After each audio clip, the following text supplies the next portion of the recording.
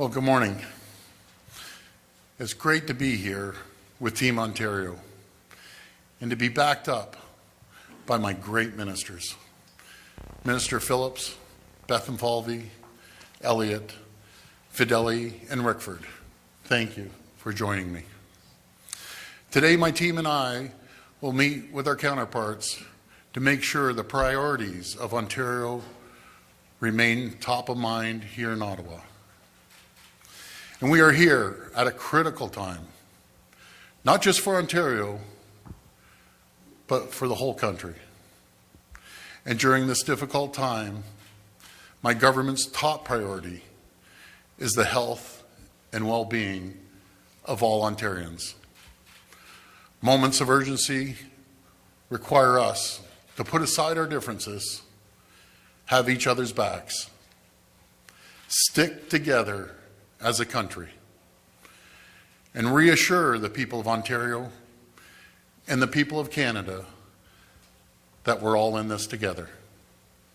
I want to say a heartfelt thank you to everyone working around the clock to keep patients and our community safe.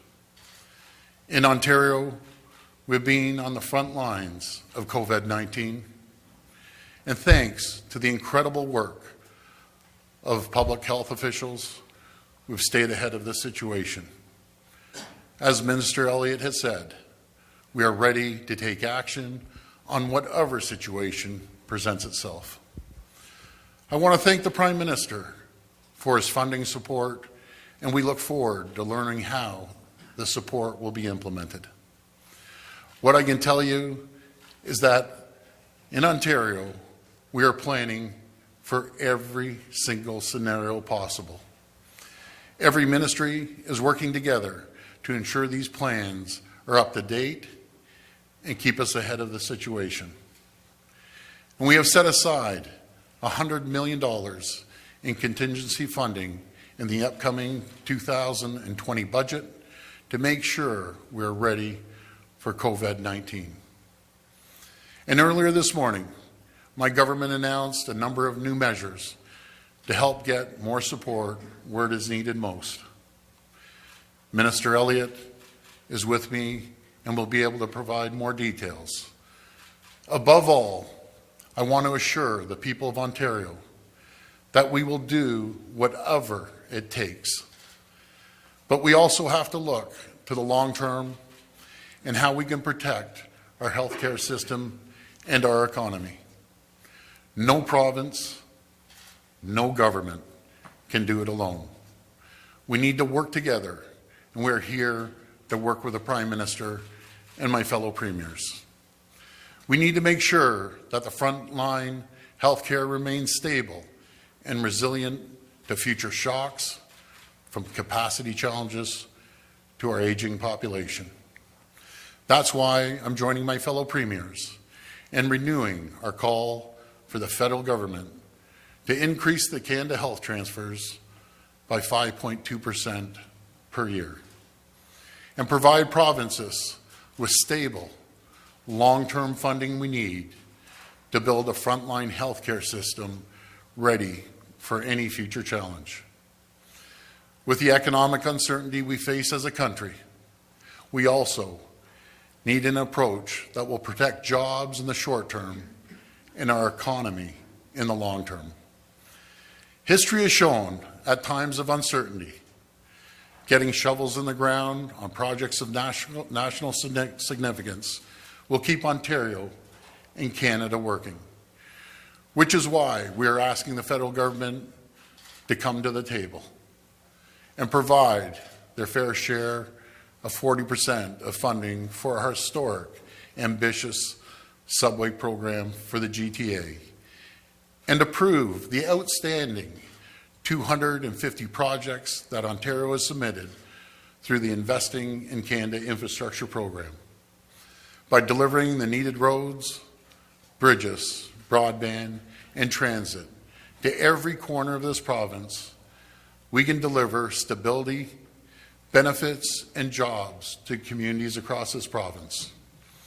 At times like this, when there are rough waters ahead, It is important for every Canadian to come together in support of one another.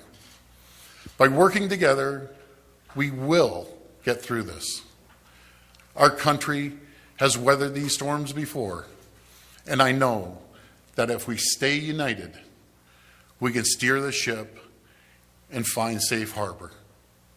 That's why we're here today, ready to roll up our sleeves and get to work. I want to thank you, and we'll now take questions. Okay, questions at the mic. One question, one follow-up. Hi there, Premier Ford. David Cochran with CBC. I'm wondering if I can get your reaction to what President Trump announced last night, restricting travel from the European Union. Do you think this is a good move? Do you think this is something Canada should follow? And do you have any concerns of President Trump making border changes at the Canada-U.S. border that could affect Canadians and the Canadian economy? Well, I'll be meeting with the Deputy Prime Minister to talk about our border, making sure it's secure. I can tell you we have the best border security officers along with the U.S. anywhere in the world.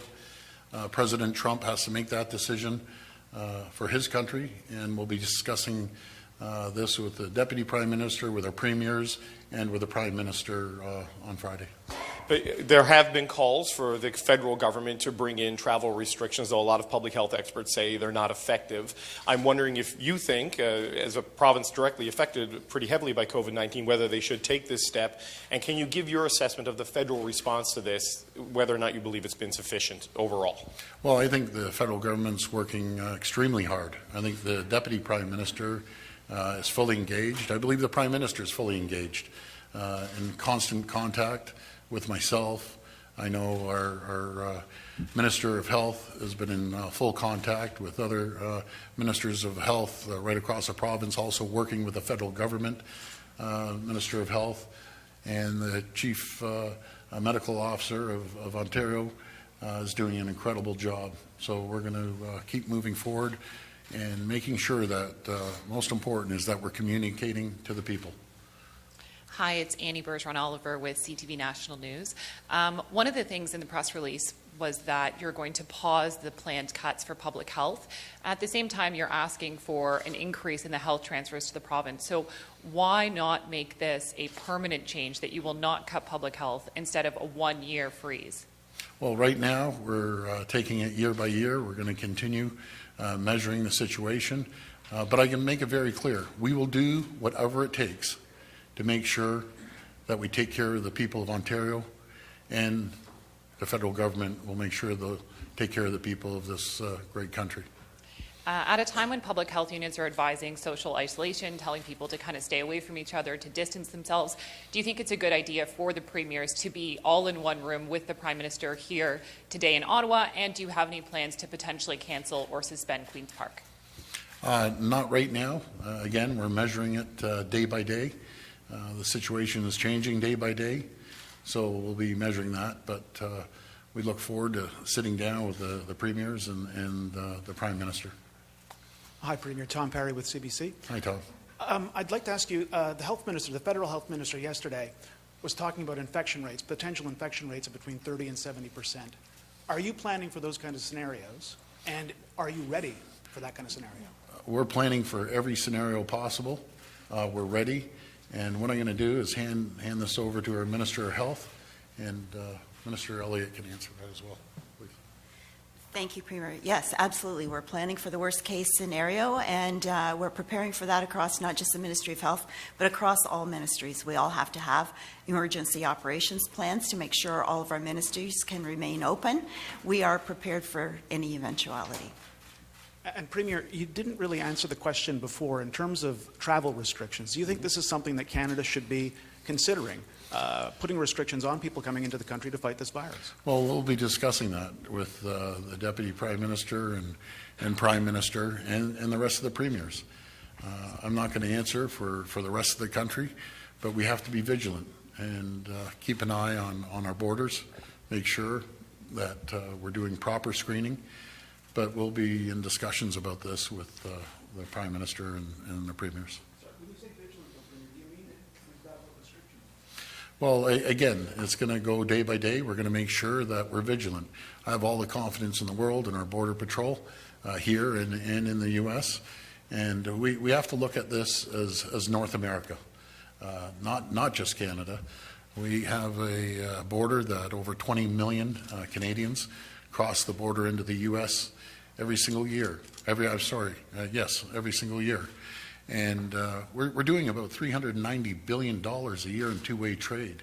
So trade is absolutely critical. We keep the borders open and have the trade flowing back and forth.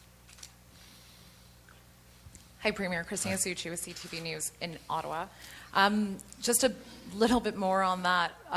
Ontario obviously is home to the largest airport in Canada. How concerning is that for you, though, if we are not putting any restrictions or limits on travel, especially from Europe or these hot places all over the world? Well, again, it's always concerning, and we have to make sure that we're vigilant, making sure we have the proper testing as people are coming in, if required, and we're going to be working with our federal government and our premiers to make sure that we toughen up the borders, but we have to make sure that people can move relatively freely. And what would constitute toughening up the borders? Well, again, we'll sit down with the Prime Minister. This is a federal issue, and make sure that we consult with him, get our point of view across, along with the other premiers. And as the situation moves forward, things will change, I believe, on a daily basis, depending on where we go with this. Hi, Marie Vastel. I'm with a newspaper called Le Devoir. I just want to circle back to the reason I guess you're here. Yes. You mentioned your priorities and what you're hoping to discuss and bring up with the Prime Minister and Deputy Prime Minister. I'm just wondering, in terms of assurances, what are you hoping to get today? What are your non-negotiables or the guarantees that you would like to leave with today? Well, a priority, and this goes back to our last COF meeting, is making sure we have the escalator of 5.2% until we have a steady and long-term health care plan. You go back, all the way back to the Depression. How you get people out of tough situations, turbulent waters that we're facing right now, is infrastructure. Over the years, you've seen countries pouring money into infrastructure. You saw an announcement from the UK and Australia putting billions of dollars into infrastructure. We have 250 projects right now that will keep people busy throughout Ontario. So we would really like the federal government to partner with us, put their fair share of 40% into the transit, into bridges, into broadband, into roads. That's what we need to do. We're putting $144 billion of infrastructure over the next 10 years. We have one of the largest subway projects in North America, over $28 billion. But we need their support. We need them to be a partner with us. We've been working extremely well with the federal government over the last while. We want to continue working well as partners and be collaborative, not only with the federal government, but municipalities across this province. And on immigration, I think it's also one of your requests or one of your preoccupations, one of our immigration numbers. It seems, I think we're going to get the federal numbers later today, it seems that Quebec has managed to change their immigration levels to what they desired.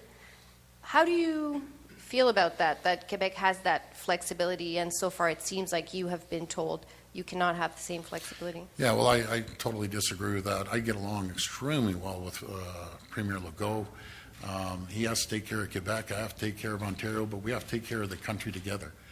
And I don't believe you should have one rule for one province, another rule for the other. On economic immigration, we have 6,600 folks that we're allowed to bring in. I sent a letter to the Prime Minister, and he increased it by 50. 50 people. You got to be kidding me. We need thousands of people in Ontario, tens of thousands of people everywhere we're going, and hopefully this situation isn't going to change. Economically, we're strong.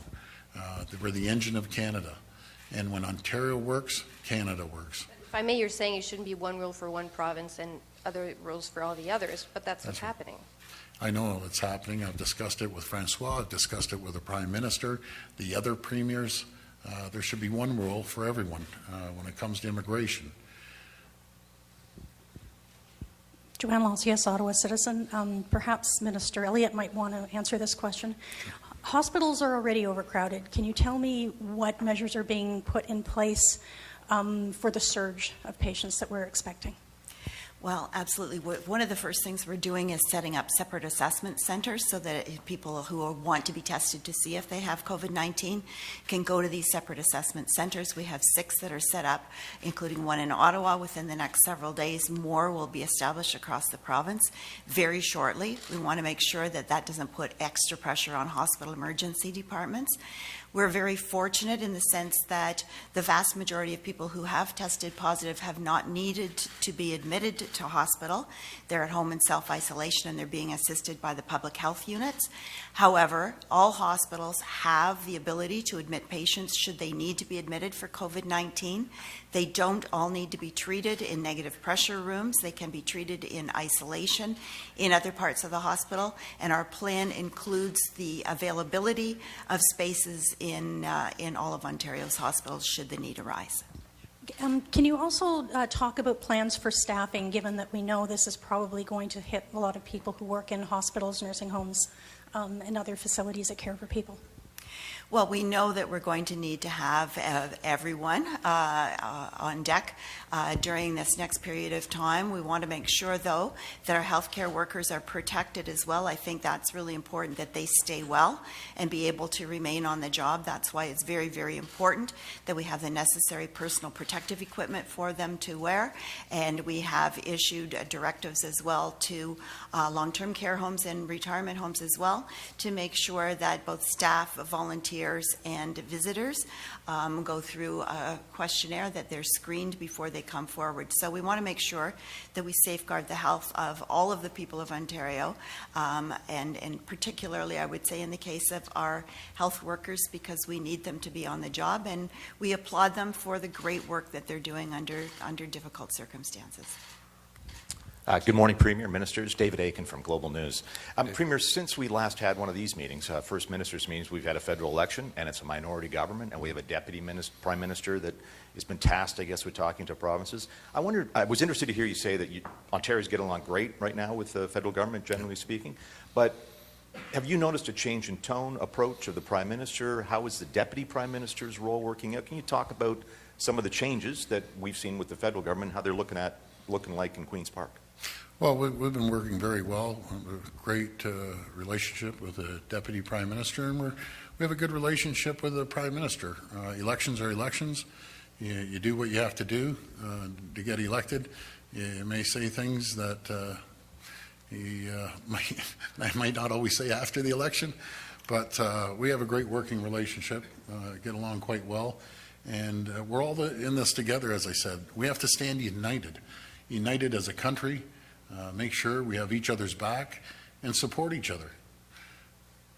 And on the COVID-19 crisis, yesterday after the Prime Minister announced support for EI and et cetera workers, one of the things some labor advocates are saying would be very helpful if premiers could have a statement telling employers you don't need a letter from your doctor to stay off sick, that having workers go to the doctor to get a letter to say they're sick puts more burden on the healthcare system. I wonder if you're prepared to advance that so that that's part of whatever statement comes out of the FedProv meeting, that you don't need a doctor's letter that you're sick to stay home.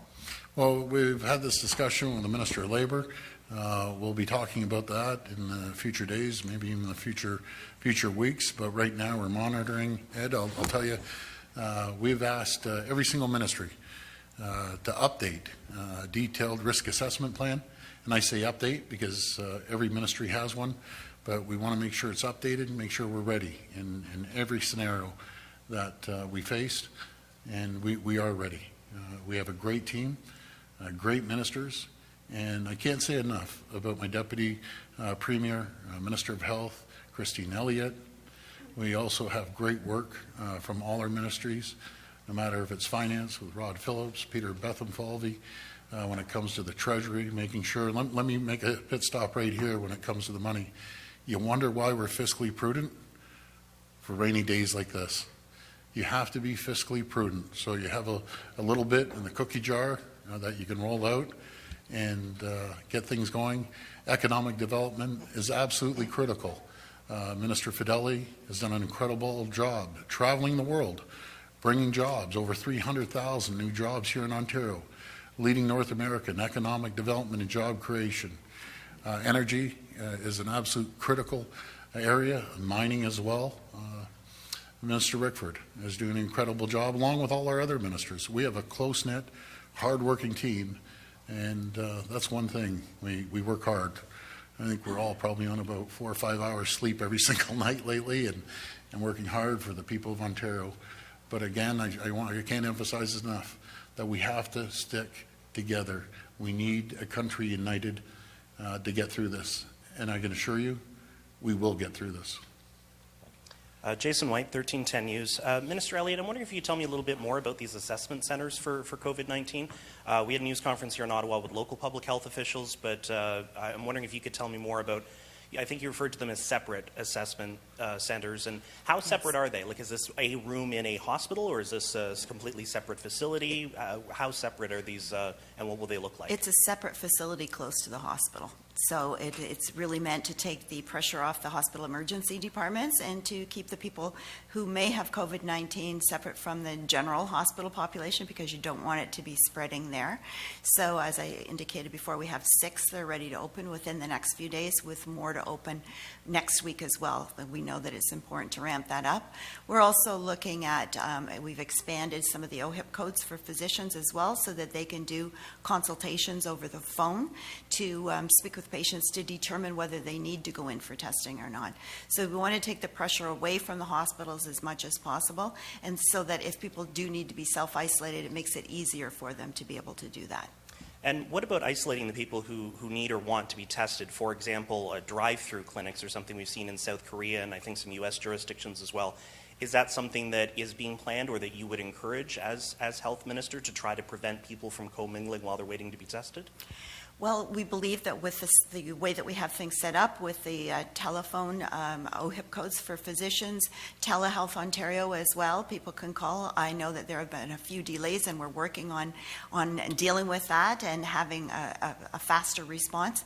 But that, along with the separate assessment centers, we believe is the answer for Ontario at this point. But we're constantly reassessing the situation. Okay, just one final question here. Quickly, Premier, could we just get you on March break with kids and families leaving? Right now, we are allowing them to come back. We are not issuing a 14-day stay-at-home situation for them. Can we get a comment on that and how that obviously could change? Yeah, and I appreciate the last comment. It can change. It can change at any day. But I just want the families and their children to have a good time. Go away, have a good time, enjoy yourself. And we're going to be monitoring the situation as it changes every single day. But I just want them to enjoy themselves right now. Okay. Thank you, everybody. Thank you. Thanks, everyone. Appreciate it. Thank you.